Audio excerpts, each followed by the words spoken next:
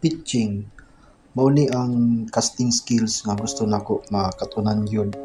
Bali kaning gina-pitchingan nako karon sa akong lure, dati tibuok part ani sa iyahang sapa is naagi ni tubig.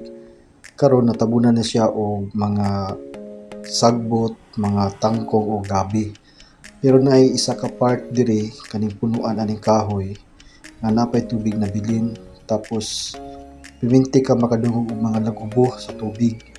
Usually manggod pag kanang nay maglagubo nga tubig sa imuhang area, indication na nga naay snakehead sa imuhang area.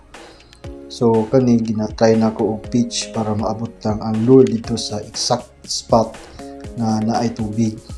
Bali ang ilalom aning vegetation is napa ni siya tubig. Alay isa ka area diri punuan sa kahoy nga clear ang iyahang punuan o iyahang palibot na so makita pa ang surface sa tubig. So ginatry na to og pitch ang ato ang lure diha para in case na naay mga snakeheads or haluan, ma-trigger ilahang predatory instinct ug mo strike sila sa ato ang lure.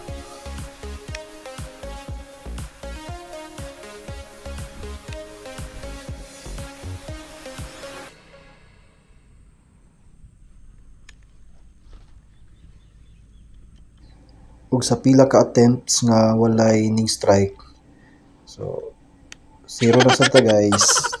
Ano lang.